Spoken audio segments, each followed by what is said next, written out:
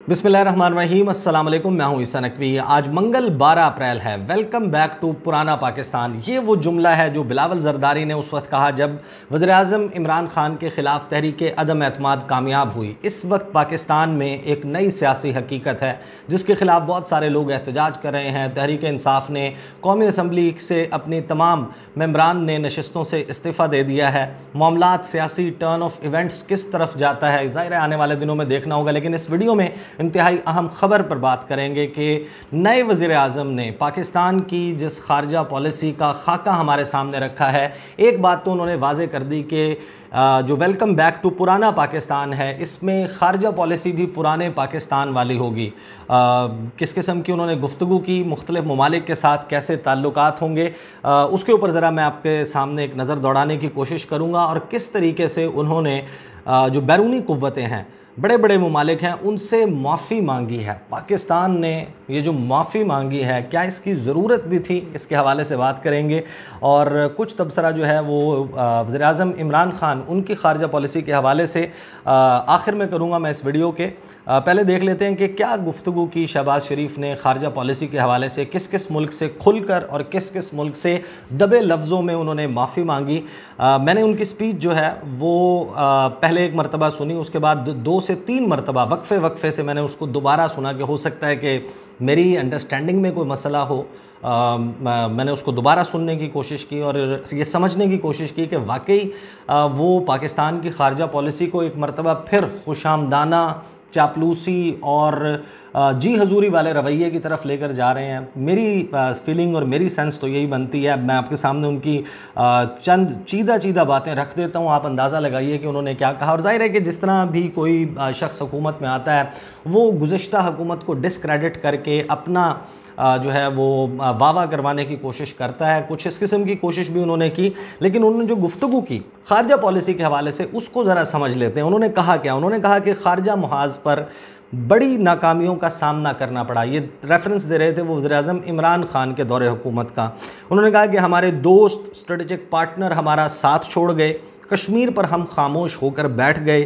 चीन पाकिस्तान का दुख सुख का साथी है। चीन ने पाकिस्तान का न सिर्फ इक़्तिसादी हवाले से साथ दिया बल्कि तमाम इंटरनेशनल फोरम्स पर साथ दिया। कोई हुकूमत आए या जाए, चीन से दोस्ती लाजवाल है। चीन और पाकिस्तान की दोस्ती कोई हमसे छीन नहीं सकता। गुज़श्ता हुकूमत ने इस दोस्ती को कमज़ोर करने के लिए काम किया।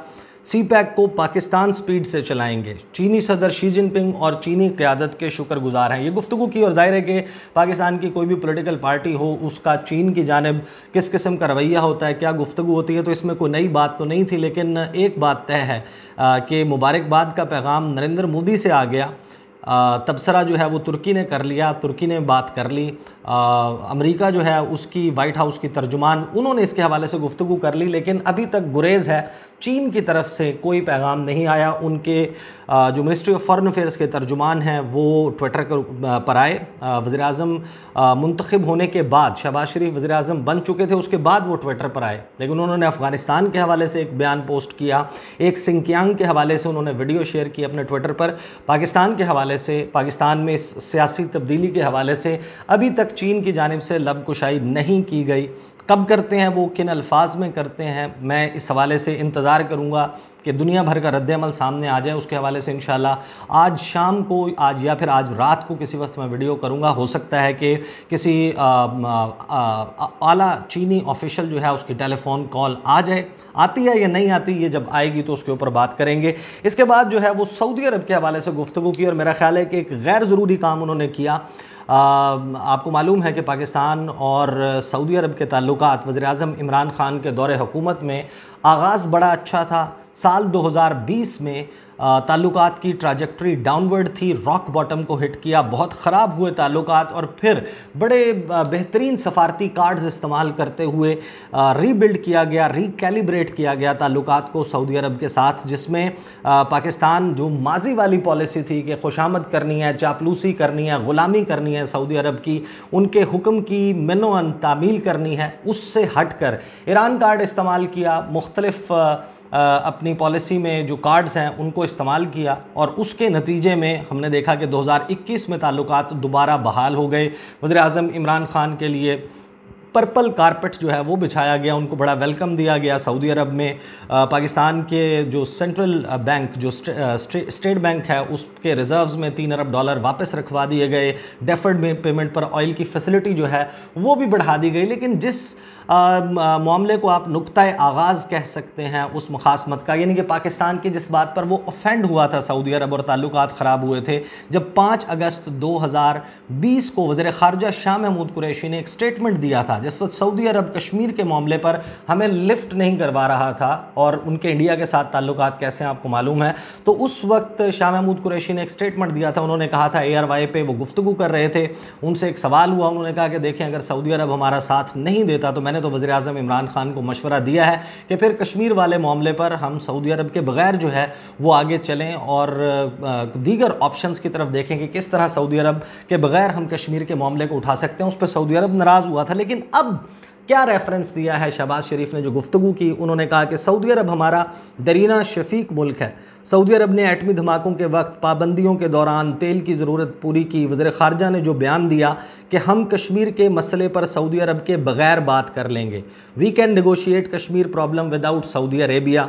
कितने दुख की बात है, वो मुल्क जहाँ खाना खुदा है, रोज़ा रसूल है, करोड़ों मुसलमान सर झुकाते हैं। सऊदी अरब के हवाले से ऐसी बात करने का कोई सोच नहीं सकता था। हमें इस जुमले पर अफसोस है, हम उनकी इमदाद को ज़िंदगी भर नहीं भूलेंगे। खादमैन हरमैन शरीफैन शाह सलमान और वली अहद शहज़ादा मोहम्मद बिन सलमान के मशकूर हैं। यानी कि हम मूव ऑन कर चुके थे, पाकिस्तान बहैसियत रियासत उस सारे मामले से निकल चुका था और सऊदी अरब के साथ ताल्लुकात एक मरतबा फिर बैक ऑन ट्रैक हो चुके थे। उसके बाद दोबारा से उन्होंने याद दिलाया और उन्होंने कहा कि नहीं, ये जो खारजा पॉलिसी बन चुकी है हम इससे हटकर वही जो माजी वाली खारजा पॉलिसी है उसको रखेंगे आपके साथ। ये मैसेज था बेसिकली। और एक माफ़ी जो है वो मांगी शहबाज शरीफ ने मोहम्मद बिन सलमान से कि अगर आपके जज्बात हर्ट हुए हों इस बात पर कि हमने पाकिस्तान ने कश्मीर पर आपकी मदद मांगी थी और आप हमें उस वक्त लिफ्ट नहीं करवा रहे थे, जो रिएक्शन उस वक्त की क़यादत ने दिया था उस पर माफ़ी मांगी है वज़ीर आज़म शहबाज शरीफ ने। उसके बाद तुर्की के हवाले से उन्होंने गुफ्तगू की। उन्होंने कहा कि तुर्की के साथ अजीम रिश्ता है, रजब तैयब अर्दगान की क़यादत में तुर्की की तरक्की बेमिसाल है, कश्मीर पर तुर्की हमेशा सबसे आगे रहा, बाहमी ताल्लुकात को बेहतर बनाना है। तुर्की के हवाले से कोई यानी कि आप नहीं समझ सकते कि आउट ऑफ द बॉक्स गुफ्तगू की हो, दुरुस्त बात की उन्होंने जो भी बात की।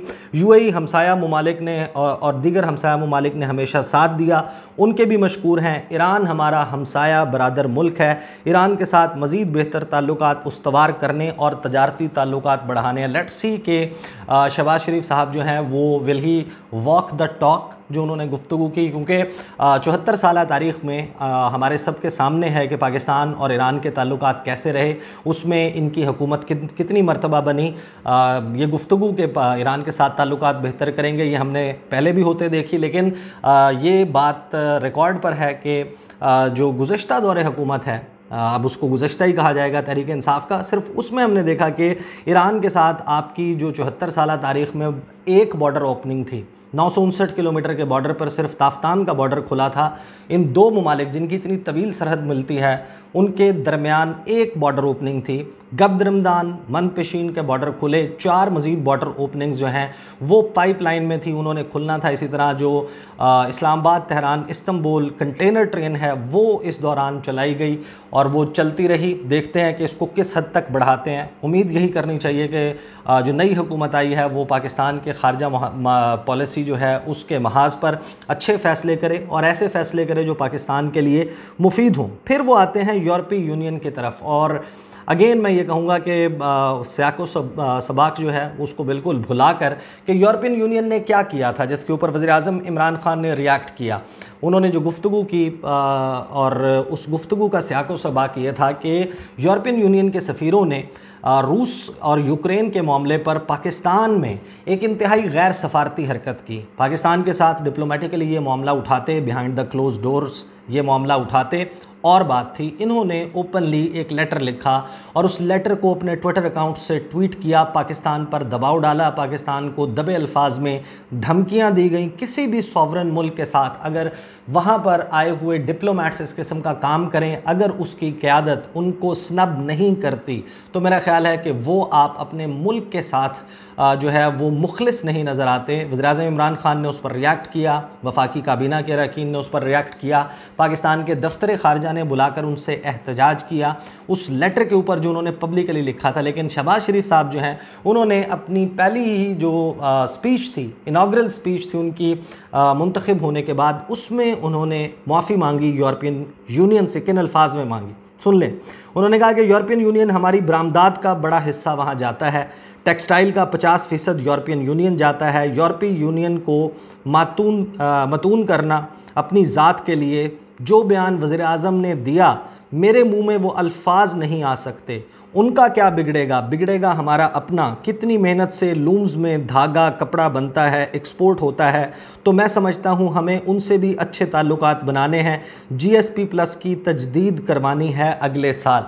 ये माफ़ी मांगे बगैर भी GSP+ की मेरा ख्याल है कि तजदीद करवाई जा सकती थी। और दुनिया में बहुत सारे ममालिक जिनकी बड़ी अच्छी ट्रेड है यूरोपियन यूनियन के साथ, जिनके यहाँ लूम्स में धागा बनकर जाता है यूरोपियन यूनियन में और उनके यहाँ एक्सपोर्ट होती है, मेरा नहीं ख्याल कि वो यूरोपियन यूनियन को ये इजाज़त देंगे कि उनकी खारजा पॉलिसी में इस किस्म के दबाव डालें और गैर सफारती हरकत करें। बहरहाल शहबाज शरीफ साहब अपने हिसाब से वो लेकर चलना चाहते हैं और फिल वक्त वो पाकिस्तान के वज़ीर आज़म हैं, तो क्या इसमें किया जा सकता है। बहरहाल बरतानिया के हवाले से उन्होंने क्या कहा, बरतानिया से तारीख़ी ताल्लुकात हैं, उन्होंने जमहूरियत का हमेशा साथ दिया। डीफिड जो कि जो बरतानवी इदारा है, जिस तरह USAID है इसी तरह डीफिड है जो मुख्तलिफ मामलात में इमदाद जो है वो पाकिस्तान की करता रहा है। डीफिड के हवाले से उन्होंने कहा कि अरबों रुपए उन्होंने दिए तालीम और दीगर शोबों की मद में। हमारे लाखों लोग वहाँ आबाद हैं। जो लंदन में होता है उसका असर इस्लामाबाद में भी होता है। दो तरफ़ा ताल्लुकात को और आगे बढ़ाना है। बिल्कुल अच्छी बात है, आगे बढ़ाना चाहिए दोनों तरफ़ा ताल्लुकात को। अमरीका के हवाले से जो उन्होंने गुफ्तगू की, मेरा ख़्याल है कि इसमें सेंटिमेंट जो है, आपको पता है कि इस वक्त एक एंटी अमेरिकन सेंटिमेंट पूरे पाकिस्तान में मौजूद है और वो बहुत सारी गुफ्तगू जो कि खुलकर की जा सकती थी उसको बड़े ढके छुपे अंदाज में उन्होंने floor of the national assembly बयान किया। और अमेरिका के हवाले से जो उन्होंने गुफ्तगू की, आपको मालूम है कि इस वक्त वज़ीर-ए-आज़म इमरान खान किस मकाम पर खड़े हैं। वो जो पाकिस्तान की फ़ॉरेन पॉलिसी पर अमेरिकन इन्फ्लुएंस है उसके हवाले से अपना नैरेटिव किस मकाम पर ले जा चुके हैं, पाकिस्तान की आवाम की उसको सपोर्ट है या नहीं, वो आप अपने स्ट्रीट्स पर देख सकते हैं। गलियों चौकों चौराहों पर जो गुज़श्ता रोज़ हुआ वो आपके सामने है। और इसी तरह ट्विटर के ऊपर और मुख्तलिफ जो सोशल मीडिया ऐप्स हैं उस पर वो सेंटिमेंट आपको नज़र आ रहा होगा, उस पर मुझे तबसरा करने की ज़रूरत नहीं है।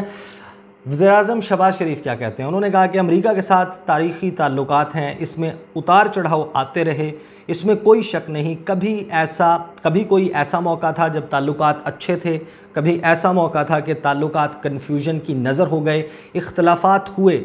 लेकिन इसका क्या मतलब है कि हमने अपने ताल्लुकात बिगाड़ लेने हैं? मैं सोचता हूँ कि नहीं, हमें बराबरी की सतह पर अमेरिका के साथ अपने ताल्लुकात इस्तवार करने होंगे। अमेरिका के साथ भी हमारे बरामदात अरबों डॉलर्स है। मैं समझता हूँ कि आज की सफारतकारी जो है उसका दारोमदार आपकी मुआशी ताकत पर होता है। तो अगर हमारी मईशत मजबूत नहीं होगी तो हमारी सफारतकारी किसी काम की नहीं होगी। इसलिए हमें इस बात का बड़ा ख्याल रखना चाहिए। यानी कि शहबाज शरीफ साहब जो हैं उन्होंने हाथ खड़े कर दिए, उन्होंने बता दिया कि जनाब क्योंकि हमारी मईशत ठीक नहीं है, हमारी अभी इकॉनमी इतनी मजबूत नहीं है, तो फिर अमेरिका के साथ जो है वो कोशिश करें कि बहुत ज़्यादा उनके साथ पंगा ना लिया जाए।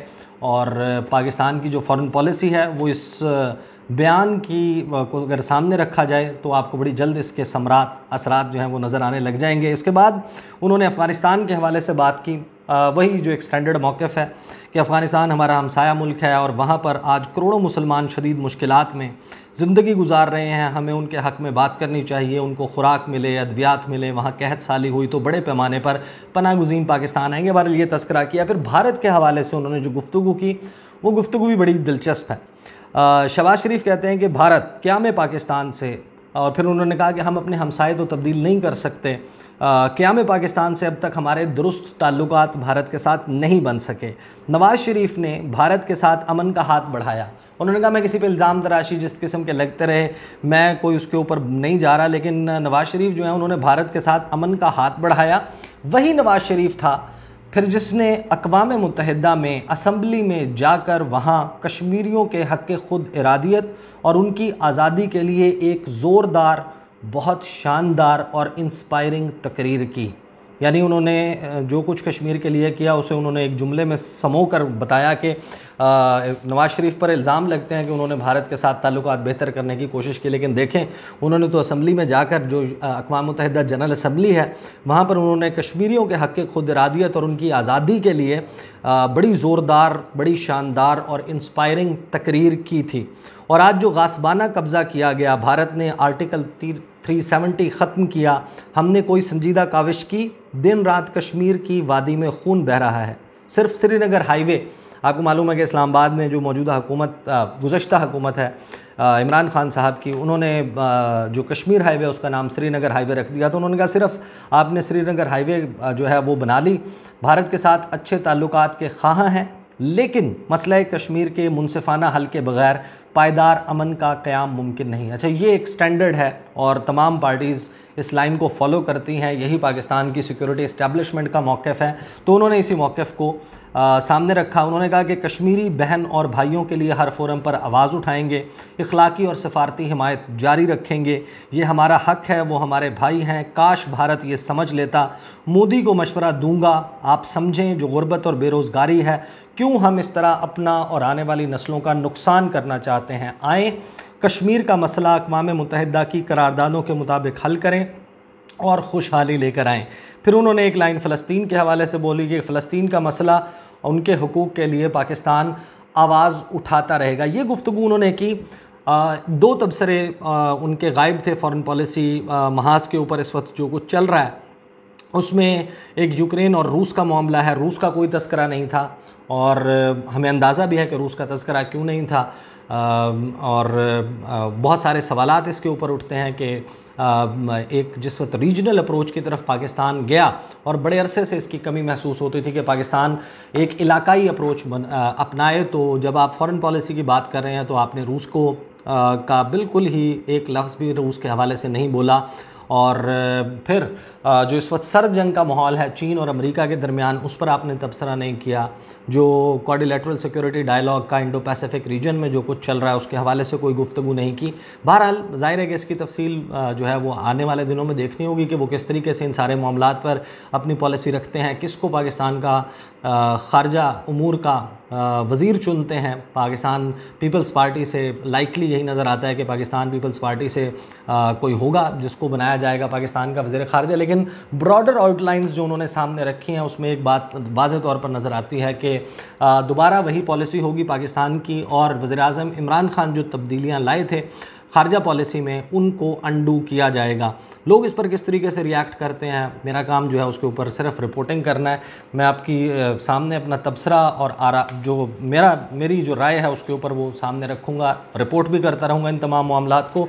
एक गुफ्तगू इस वीडियो को क्लोज़ करने से पहले एक चंद चीज़ें मैं आपके सामने ज़रूर रखना चाहता हूँ कि आप को अंदाज़ा है कि ख़ारजा उमूर के हवाले से मैं गुफ्तगू करता हूँ इस चैनल पर। जो पाकिस्तान की ताल्लुकात हैं अक़वाम आलम के साथ, जो इलाकाई मामलात हैं और जो बैनुल-अक़वामी सियासी मंज़रनामा है उस पर उसी तरीके से तबसरा जारी रखूँगा। और वज़ीर आज़म इमरान ख़ान के दौर में जो मामलात जिन पर मैं समझता था कि यहाँ पर गुंजाइश है और चीज़ें बेहतर नहीं हो रही, उन पर तनकीद भी की।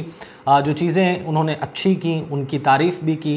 जहाँ पर मुझे लगता था कि मवाज़ने में इनकी पॉलिसी बेहतर है मौजूद उस वक्त की हुकूमत की, उससे गुज़श्ता 2 अदवार से ख़ास तौर पर कंपैरिजन करके आपके सामने रखा, उसके हवाले से भी बात की। लेकिन जब वज़ीर आज़म इमरान ख़ान गए फ़ॉरेन ऑफिस, उन्होंने जो वहाँ पर गुफ्तगू की उसके ऊपर जो तनकीद करना बनती थी वो भी की। कुआलालंपुर समिट का मामला हो, OIC का मामला हो और दीगर बहुत से मामलात में ख़ास तौर पर चीन के हवाले से उस पर बहुत सारे लोगों ने रिएक्ट भी किया कि आप ये इस किस्म की तनकीद क्यों कर रहे हैं। लेकिन ये मेरा काम है एज़ ए जर्नलिस्ट जर्नलिस्ट, और अब भी जो मौजूदा हुकूमत हमारे सामने आई है, ये खारजा पॉलिसी जहाँ पर अच्छी रखेगी उसकी तारीफ़ करेंगे इंशाअल्लाह। जहाँ पर कोई सुकम नज़र आएगा, लगेगा कि ये दुरुस्त नहीं है और इसको बेहतर किया जा सकता था, उसको भी पॉइंट आउट करने की कोशिश करूँगा। मेरे साथ जुड़े रहिएगा इंशाअल्लाह। इन तमाम मामलात के ऊपर गुफ्तगू जारी रहेगी इस चैनल पर इंशाअल्लाह।